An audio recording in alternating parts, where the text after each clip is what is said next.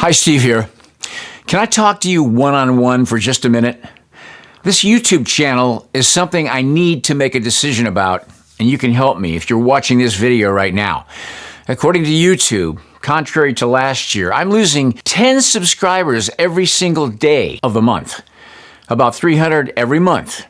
It seems really ridiculous. So what I'm asking of you is that if you're not a subscriber, please go click the subscribe button. And if you don't want to get notifications, don't click on the bell, but at least help me make my decision whether or not to stay on YouTube in this coming year. Only about 10% of the comments that are left on my videos are from my actual subscribers. So please, if you watch the videos and you think they're worth your time to watch, please subscribe to the channel. Otherwise, you're like a drive-by shooter. You come in and blast your comment and then you blow away. If you enjoy the content that I put on the YouTube channel, if you enjoy the videos, at least subscribe to the channel. If I continue to see negative from my subscribers, I may have to just say goodbye to YouTube this next year. So please help me if you're not a subscriber already. Maybe you're even a new viewer. Will you subscribe to the channel? It would really help me a lot. One simple click. Thank you so much. My friend Greg over at IW put together several videos toward the end of the last part of this year that just knocks it out of the park.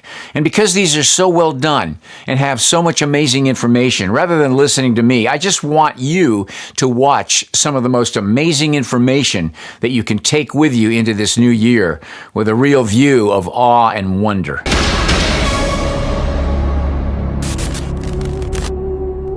Former head of Russia's space agency says that the Apollo moon landings were fake.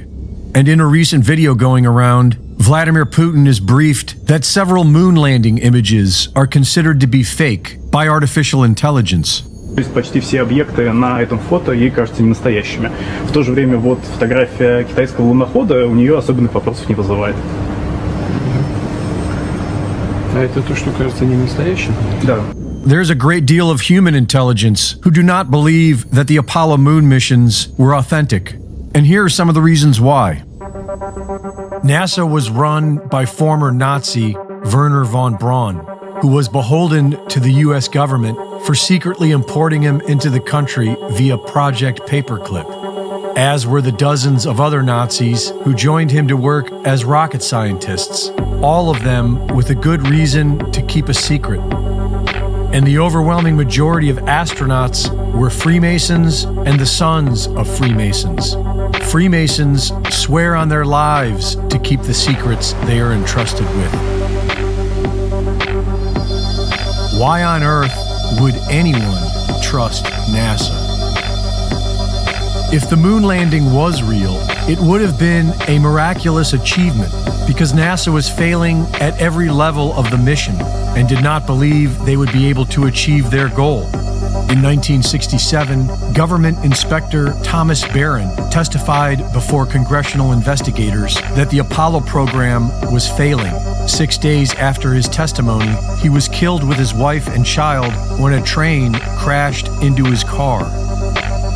Astronaut Gus Grissom held an unauthorized press conference where he criticized the program and said it would take another 10 years to fly to the moon. 5 days later, he was killed on the job. Gus Grissom's last words were, "How are we going to get to the moon if we can't talk between 2 or 3 buildings?" Hey, how are we gonna get to the moon if we can't talk between 3 buildings? I can't hear a thing you're saying. Jesus Christ. But how are we gonna get to the moon if we can't talk between 2 or 3 buildings? Moments later, the Apollo 1 command module caught fire, killing astronauts Grissom, White, and Chaffee. Several key members of the Apollo mission resigned just months before the mission. What NASA had been successful at was a massive marketing operation that put space travel into the zeitgeist of American pop culture. And they had spent billions creating multiple sound stages with realistic models of the moon to begin producing simulations of the moon landing. NASA had several problems to solve. Problems with communications, the rockets, and the lunar module. But one of their biggest obstacles was deadly radiation. In order to reach the moon, one has to pass through what is known as the Van Allen radiation belt. And NASA announced in 2014 that this was still a problem when they launched an unmanned spacecraft to try to solve it. Radiation like this could harm the guidance systems, onboard computers, or other electronics on Orion. Naturally, we have to pass through this danger zone twice, once up and once back. But Orion has protection. Shielding will be put to the test as the vehicle cuts through the waves of radiation. Sensors aboard will record radiation levels for scientists to study. We must solve these challenges before we send people through this region of space. Aside from the Apollo moon missions, no one has ever gone past the Van Allen radiation belt. The Apollo moon mission had no protection against the radiation, and astronauts don't even seem to know about it. Any ill effects from the Van Allen radiation belts? No. Now, I'm not sure we went far enough out to encounter the Van Allen radiation belt. Maybe we did. The belts are 1,000 miles to 25,000 miles above the Earth. Then we went right out through them. According to NASA, we can go no higher than low Earth orbit. Plan that NASA has is to build a rocket called SLS, which is a heavy lift rocket. It's something that is much bigger than what we have today, and it will be able to launch the Orion capsule with humans on board, as well as landers or other components to destinations beyond Earth orbit. Right now, we only can fly in Earth orbit. That's the farthest that we can go, and this new system that we're building is going to allow us to go beyond and hopefully take humans into the solar system to explore. So the moon, Mars, asteroids, there's a lot of destinations that we could go to.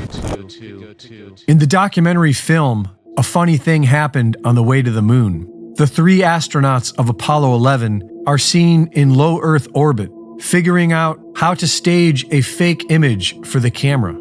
This film was recorded when the Apollo 11 was said to be nearing lunar orbit, and we can see and hear them manipulating the shot to make the Earth appear to be thousands of miles away, when in fact they have blacked out the inside of the craft and are blocking off the window facing the surface to make it look like the Earth at a distance. When we hear Houston radio approval for the shot, the astronauts do not respond until an unknown third party can be heard whispering, "Talk."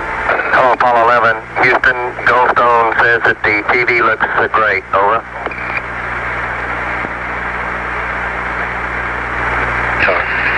Okay, Roger.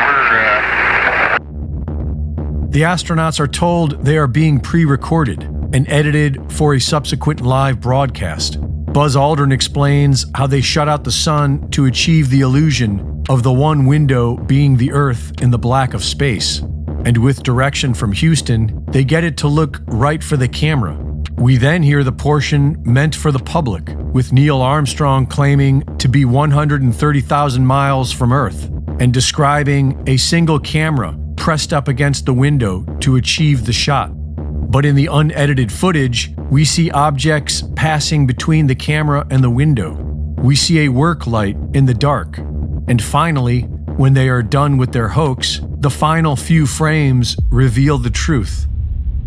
Protecting humans in this radiation wasn't the only problem.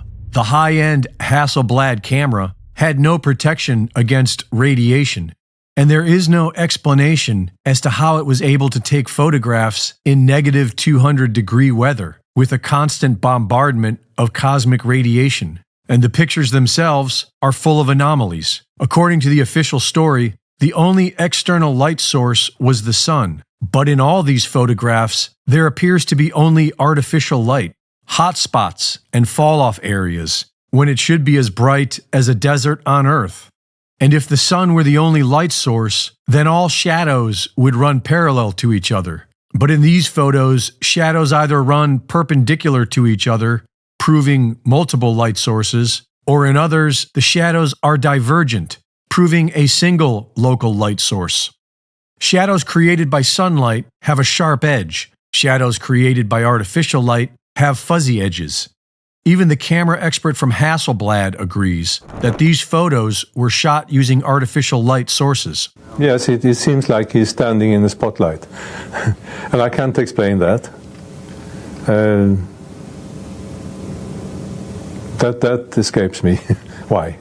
The photographs all appear to have been taken on a professionally lit soundstage, which could have easily been part of their billion-dollar simulation project. And when you compare scenes from the Apollo moon landing footage with scenes from Stanley Kubrick's 2001 A Space Odyssey, there is strong evidence that the exact same technology was used.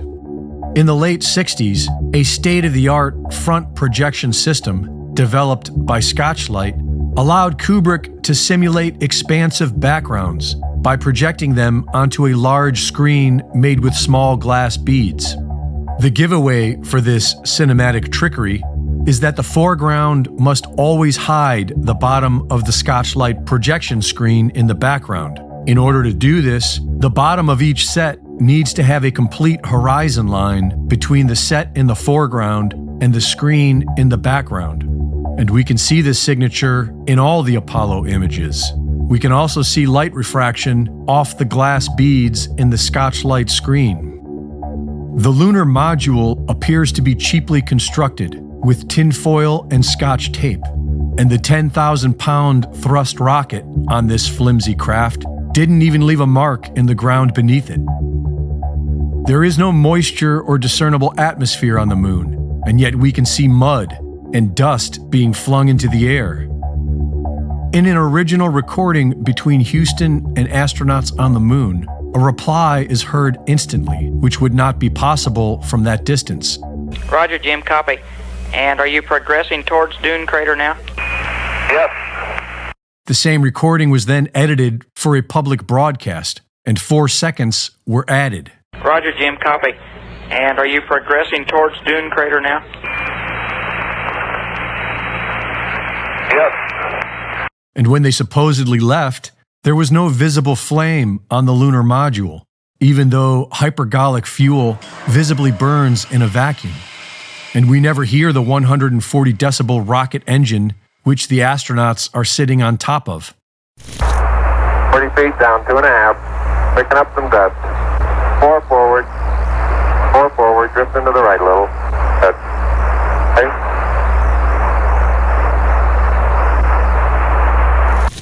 During takeoff, when it would have been burning at its loudest, an astronaut plays a musical recording, accentuating how quiet it is inside the craft. 99 Pro. Good liftoff, automatic.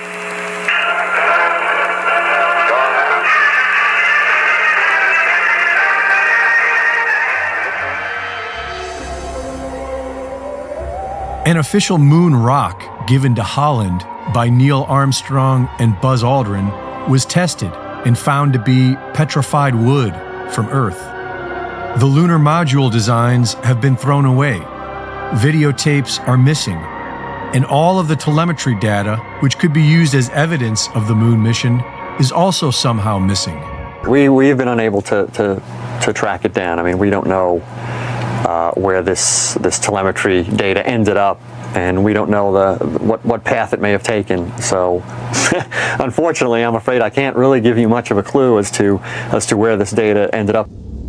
Malaysia Airlines Flight 370 disappeared on March 8, 2014. On May 19th, about 9 weeks later, a leaked video was published to YouTube by a third party who claimed to have received it on March 12th.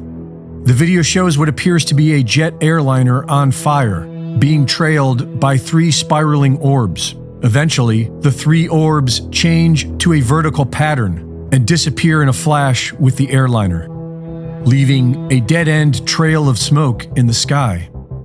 A month later, on June 12th, a second video was published to the same channel that showed the exact same event taken from a different viewpoint. These videos have been deleted from YouTube, but can still be found on archive.org. Ashton Forbes and his team have been researching these videos extensively and have provided exhaustive evidence that these videos are legitimate including digital forensics verified by CGI professionals, eyewitnesses, and government data. Forbes and his team have successfully addressed all debunker claims and have listed them for all to see on X.com at JustXAshton. So far, nobody has been able to debunk this research. Their research shows that the first leaked video was taken from a pair of American signals intelligence satellites known as USA-229. Twin satellites capable of creating 3D stereoscopic images by capturing two slightly different views. The twin USA-229 satellites are logged at the exact location, time, and apparent angle required to have captured this video. This event occurred at around 2:30 in the morning. It was completely dark. The wavelengths captured by these cameras are for detail, and the stereoscopic effect allows for added depth perception. The source of the second video has been identified as an MQ-1C Gray Eagle unmanned combat drone with infrared and thermal technology. This video focuses on the heat signature, and the man responsible for leaking these videos seems to be Lieutenant Commander Edward Lin. He was accused of being a spy, but court transcripts prove that this was just spin. The details of his crimes, including the time they happened, are redacted, but it came out in the trial that the classified information in question was published on the internet, and Lieutenant Commander Edward Lin had full security clearance to the same technology used to capture these videos. Using Inmarsat's satellite ping data and military radar to track its path, and eyewitness testimony to verify it, Forbes put together the final flight path of Malaysian Airlines Flight 370. On March 7th at 1642 UTC, Flight 370 takes off from Kuala Lumpur International Airport. At 1721, the plane abruptly turns back towards the nearest airport in Penang. A witness on an oil rig reported that the plane was on fire. Several witnesses along the East Coast reported hearing a loud bang and seeing a glow coming from the plane as it passed overhead. At 1752, the co-pilot's mobile phone pings the local tower. At 1840, an eyewitness on a boat reported that the plane was glowing orange and appeared on fire. The Inmarsat ping data shows the same sharp left turn that we see in the videos, and then abruptly goes to zero as the plane disappears. The CCP released Chinese satellite images that appear to be 3 orbs. They first claimed it was debris and later said that releasing the image was a mistake. According to Chinese media, 19 families have signed a statement claiming they made calls that connected to missing passengers after the disappearance, but without an answer. Some people are saying this was alien UFOs saving a plane from crashing, but this doesn't explain the fact that 3 different advanced US military surveillance cameras captured this one event. 23 of the passengers on board were related to free-scale semiconductors, a field leading the development of superconductor technology, which is what this appears to be, some type of superconductor targeting system for teleportation, which is reminiscent of what the Nazis were doing with their highly classified Die Glocke project. Luminous objects like this were first reported in May of 1940 as Germany invaded Belgium. And by 1942, several people began reporting them, starting in the skies over Germany. American pilots during World War II called them Foo Fighters. And let's not forget Gary McKinnon, who in 2002 was accused of perpetrating the biggest military computer hack of all time, and who claimed to have seen evidence of an advanced off-world military fleet. Rudolf Steiner, whose teachings led to anthroposophical medicine, biodynamic farming, and the Waldorf School, said that the heart is a 7-sided regular form that sits in an imaginary box in the chest. Regular means that all 7 sides are identical. Plato described 5 platonic solids, and Steiner said there was a 6th one. He also said that the heart is not a pump. This fantastic claim was vindicated by Frank Chester, who figured out how to design a 7-sided regular form. This 6th platonic solid is now called the chestahedron, and it fits perfectly inside a cube at an angle of 36 degrees off-center to the left, the exact same angle that the heart sits in the chest. When submerged in water and spun, two counter-rotating vortices are formed. Recent scientific studies have shown that these two vortices facilitate the closing of the valves, and when the vortices don't form properly, blood clots will appear. The man who unfolded 1,000 hearts, Paco Torrent Guasp, discovered that the heart is a single muscular band folded over itself in a spiraling pattern. The heart itself is a vortex of tissue. It is not a pump, it is a vortex machine. For centuries, it was believed that matter can only exist in 3 states, such as water, which can exist as liquid, ice, and vapor. Human cells are 70% water, but most of this water is not in any of these 3 states. We have recently learned that with water, there is a 4th state. This 4th state is called the plasma state, gel phase, exclusion zone, or structured water. And this is what pushes your blood through the entire cardiovascular system. Fueled by infrared energy from its environment, the water in our body becomes an electrical propulsion system. A certain percentage of the water in our body becomes structured water, and the rest remains normal liquid water, or bulk water. The structured water becomes negatively charged and forms the gelatinous outer walls of our capillaries, veins, and arteries. These negatively charged outer walls continuously propel the positively charged bulk water within, carrying the blood with it. This propulsion system will run indefinitely, so long as it stays charged, and the way you charge it is with the Earth's electromagnetic field, infrared energy, and positive thought. The work of Dr. Masaru Emoto has scientifically demonstrated that water exposed to loving human words and thoughts is transformed into its natural hexagonal shape. It becomes structured at a molecular level based on our positive intention. This new model shows that it is the blood that pumps the heart, not the other way around. And in order to keep the flow strong and healthy, our best medicine is to connect to the earth, get sunlight, love ourselves, and love one another with physical touch. Victor Schauberger spent his life studying water and found that in the natural world, water will always create vortices along its path. Schauberger learned that this spiral action is what structures the water in nature, and that when subjected to modern man-made water treatment, it loses its structure. Schauberger's work led him to believe that one could generate energy out of a vortex. He described it as an energy implosion, as opposed to an energy explosion. Dr. Tom Cowan, who has written about this in Human Heart, Cosmic Heart, has an interesting theory which may explain the saying, a heart of gold.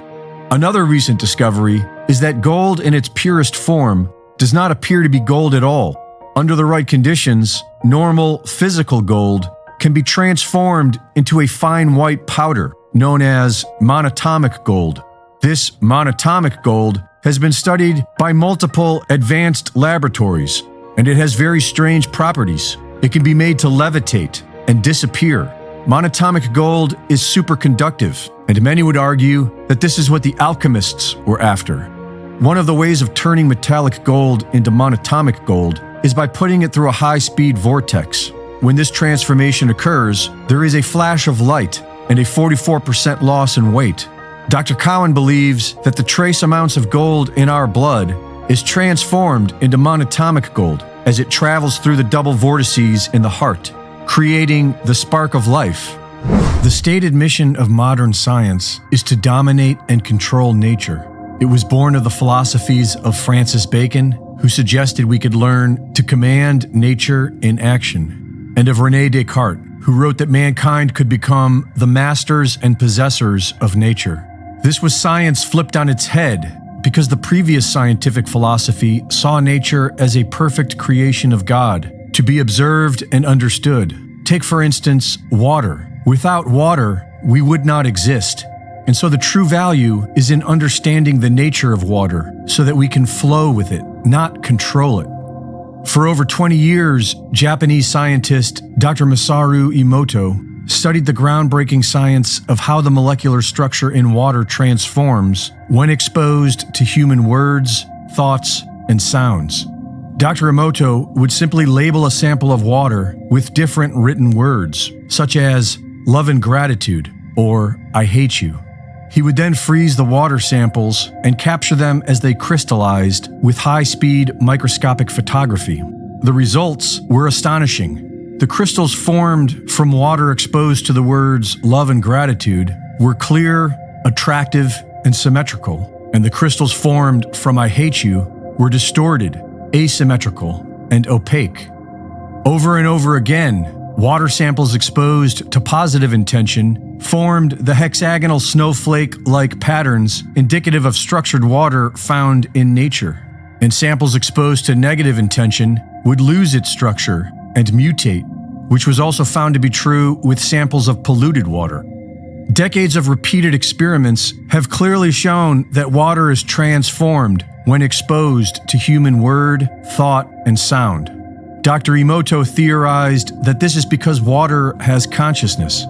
Russian studies have shown that water is imprinted by the energy of its environment, and it retains memory from everything it comes in contact with, even when separated.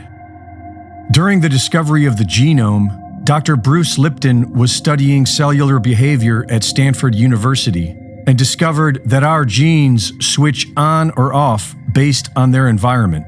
Human beings are made of about 50 trillion cells, and each cell is its own little creature that eats, digests, reproduces, and forms communities. Each individual cell is constantly reading the quality of its environment through its outer membrane skin. This includes stressful emotions sensed via chemicals in the bloodstream. And when we are stressed, negative, or fearful, then our cells will switch into their own version of fight or flight mode.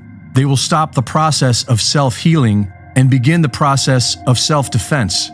And conversely, when we are feeling positive emotions, our cells will be switched into self-healing, and the body will thrive.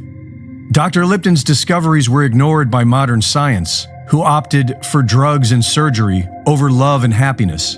This began the field of epigenetics and answered the question of nature versus nurture. Experiments have shown that a living creature will thrive on a genetic level when nurtured.